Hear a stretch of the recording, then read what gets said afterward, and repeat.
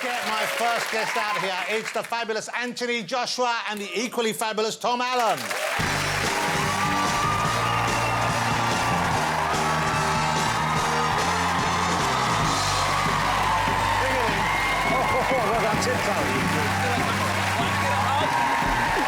much easier. Easy to get my arms around. Come on, sit down.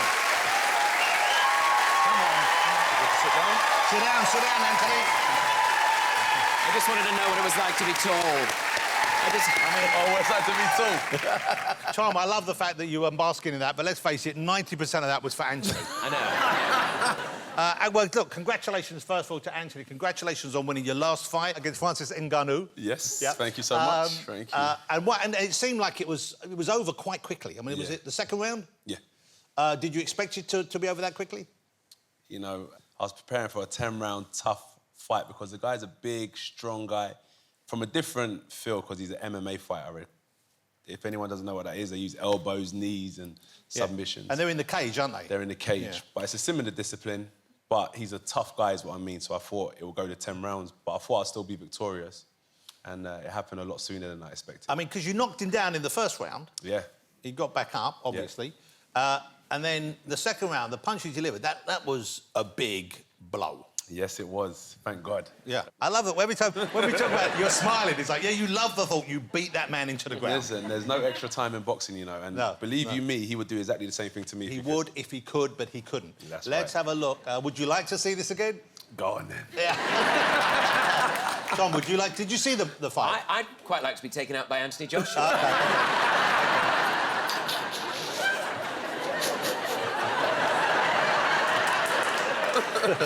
This is Anthony doing what he does best in his last fight. Look at this. Anthony Joshua in action.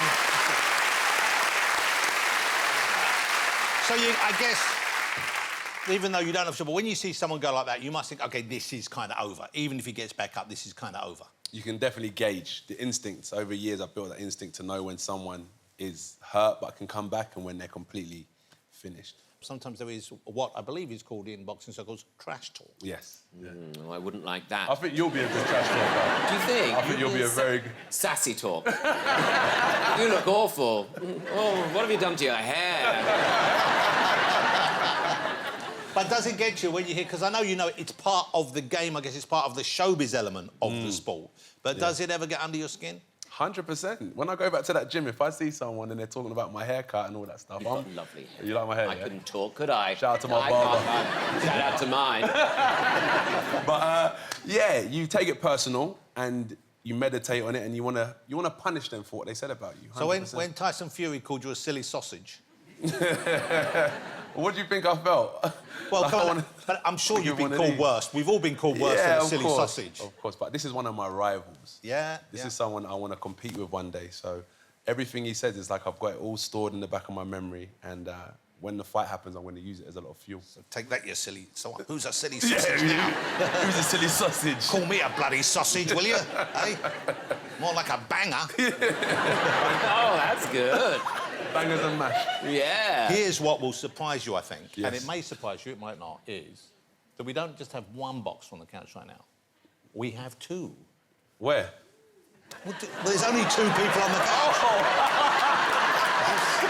Trash talking, I see. I can do that, don't worry. It started. Because, Tom, you have been doing boxing training for how long now? Well, I've been training for 5 years, actually. Serious? And, don't.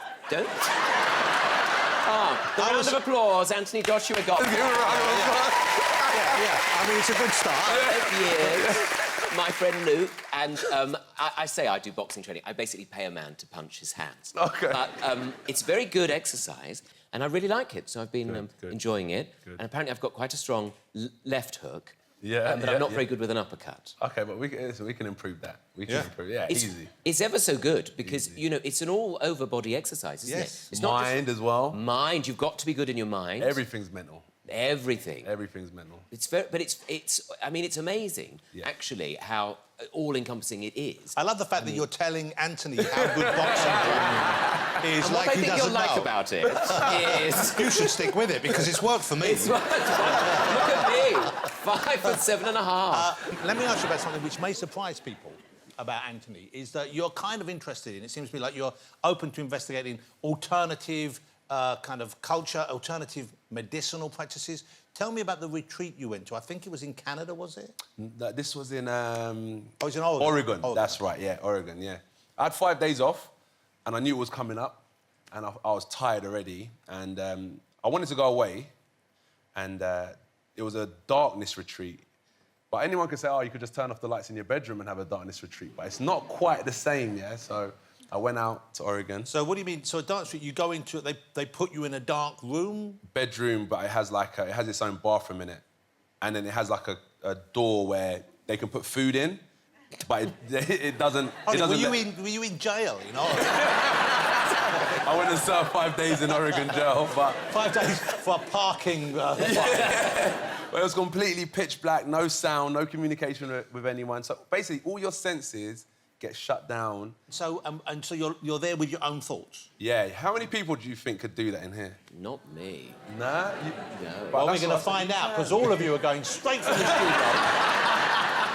to Oregon for a month of darkness. No, you know what? Many people couldn't. Many people couldn't. And I'm sure you learned quite a lot about yourself, don't you, in that time? Yeah, definitely. Definitely. It was phenomenal. Good experience. It was much needed. Would I do it again? Because I've experienced it once, it's harder than I thought, but I'm stronger than I thought. Could you do that, do you think? Could you spend 5 days in your own company like that? No way. I think things like meditation, I mean, I don't really know what it is apart from breathing and thinking about your legs. But I did download one of those mindfulness apps because I wanted to zone out a bit and calm down. I downloaded one of those mindfulness apps to teach me how to meditate. And then I forgot to cancel the free trial. Yeah. Absolutely furious. Well, never been more angry. I've got to pay the money every month. So now I've got to pay for the bastard thing every month. You're more stressed. You're more stressed as a result of meditation. It's made me more stressed. Tom is back with a brand new tour, ladies and gentlemen. That is reason to celebrate. That's nice of you to say. Now, I think last time you were on the show, I think you were still living with your parents. Oh, yes, Jonathan. Well, that's what this show is about. And now you have moved out. I've moved out at the tender age, 38 and a half. Wow. I'm still at home with my parents. Are you, Richard? Yeah, I'm still at home with my mum, yeah. Wow. See? Don't take the piss out of him. Don't worry.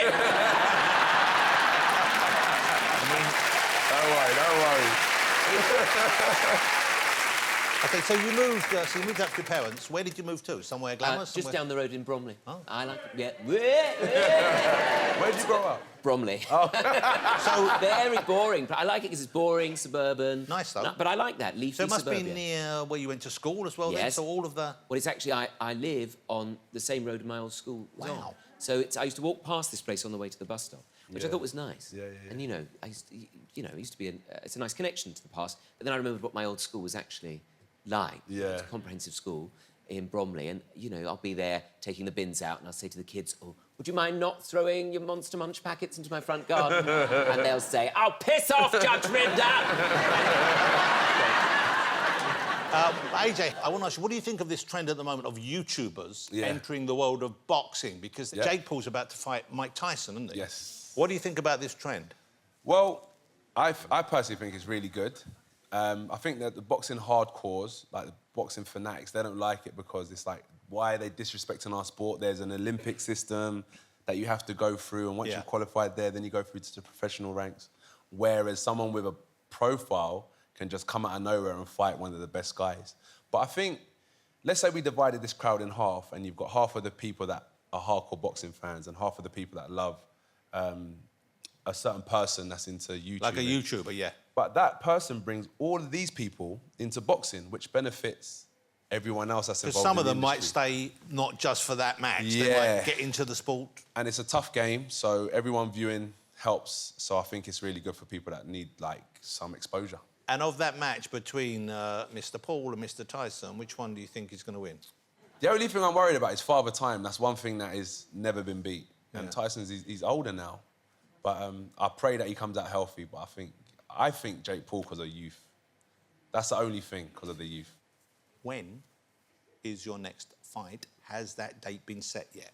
Around September, is when I've been told. I was hoping June, but... Yeah, you wanted an early one, didn't you? I wanted an early one, but it's all right. I've got some time to go on dates now and mingle for a little bit. So, yeah, September. So I'm training at the minute. So I've got 2 months before I get into the place where I go into a training camp and you distance yourself from society for... And do you know who it's against yet? No. I think what they're saying is be patient because you've got Tyson Fury versus Alexander Usyk for all the belts, and then once that's done, hopefully I can kick down the door and get my opportunity to fight. So whoever gets all the belts, then if you fight them and you win, which let's face it, you will, and I know Tyson's been on the show. He said that when I watched you with Tyson last time, he said the same thing as well. I watched you.